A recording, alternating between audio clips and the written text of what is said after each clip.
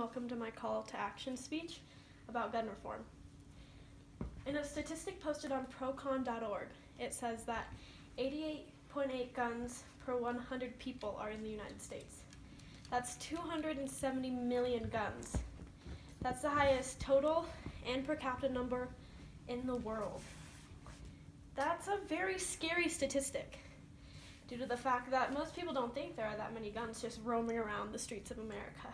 And this is an important topic to think about because of the recent events and even the not so recent events that have been happening all across America.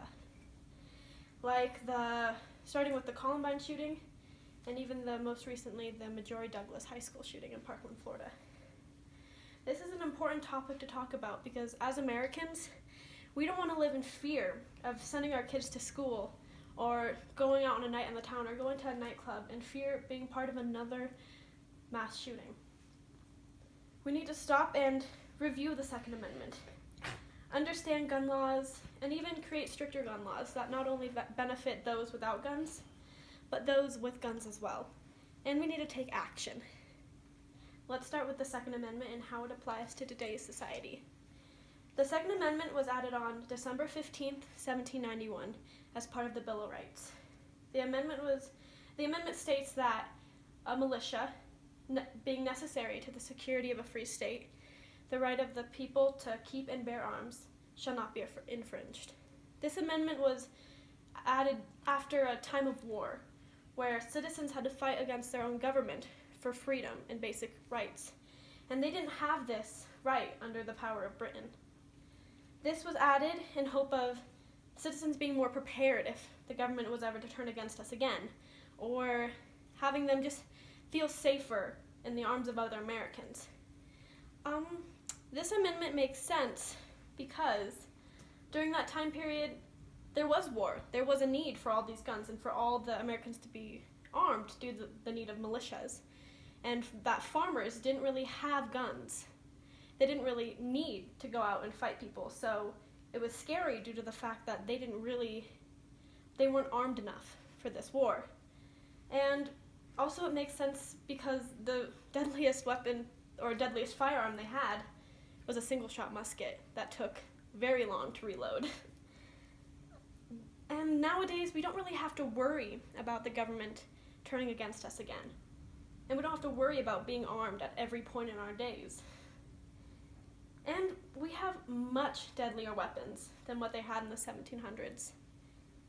So the Second Amendment doesn't really apply to us as Americans now, and definitely needs to be revised. I understand people wanting guns.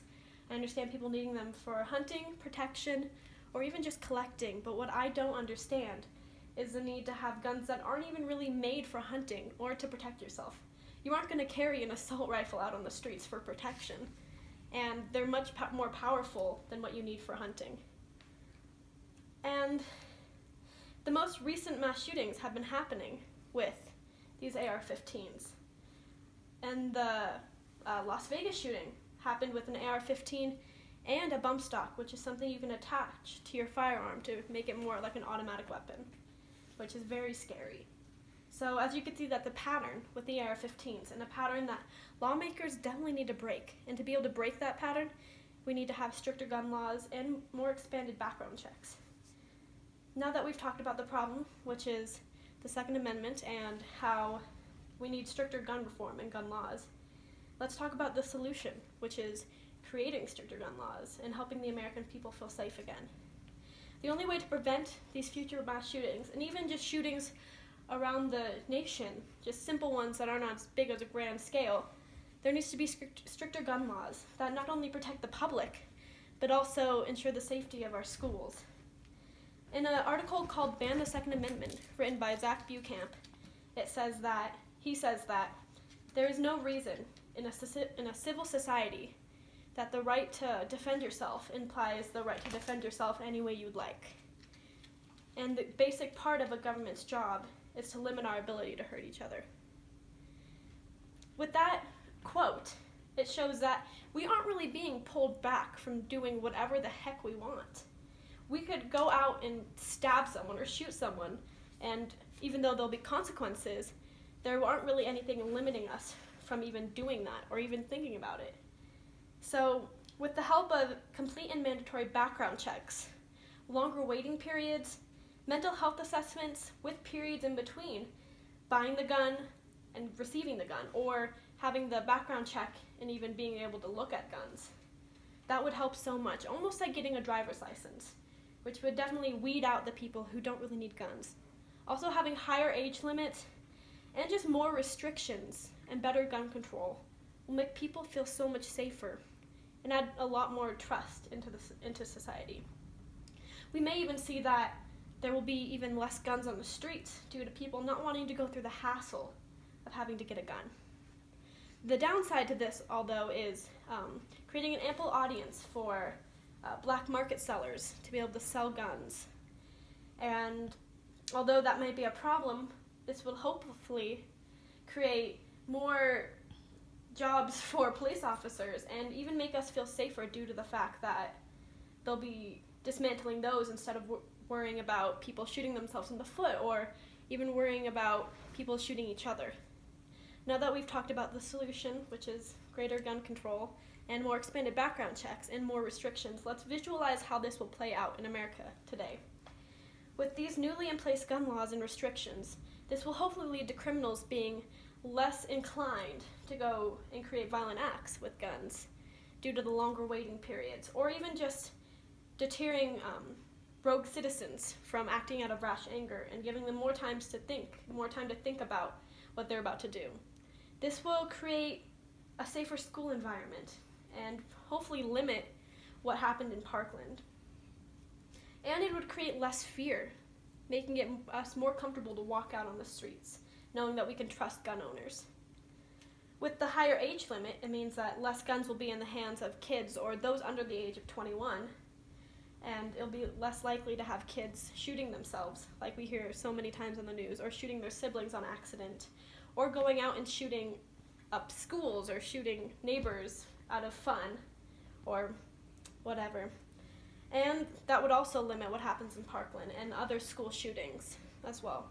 In another statistic posted on procon.org, it says that 5 women a day are killed in America because of gun violence. And a woman's chance of being murdered increases 500% when a gun is present during domestic disputes. That is such a disheartening and horrifying statistic to hear as a woman and as someone who knows so many wonderful women, that guns can be put in the hands of those who aren't eligible or who really don't need guns at all. And with those mandatory mental health assessments and mental health checks, and even better background checks, that would create less fear and more trust and less guns in the hands of those who don't need it, like those who have been put in mental institutions or have a history of mental illness or domestic abuse. That would create so many safer environments, and definitely, like I said, less fear and neighbors and more trust in people on the streets and less fear in your own households. Now that we've talked about the problem and the solution, now it's time to take action. By signing petitions or writing to local senators or even just calling Congress, that would help take a stand with those who are against gun violence and want to see the change we need. The Second Amendment is no longer relevant to today's society, and neither are gun laws, due to deadlier weapons, easier access, and the mental health issues that keep cropping up in citizens today, and their easy access to having guns without really having a mental health check. Think about how beneficial it would be to have more gun control and less guns on the streets. We could have more trust, less fear, and just a better community. And we would feel so much safer on the streets and just feel more whole as the United States. We need to make America safe again. And with that, we need to provoke change. And we need to just step up for what we believe in and help those who want the change they need. Thank you.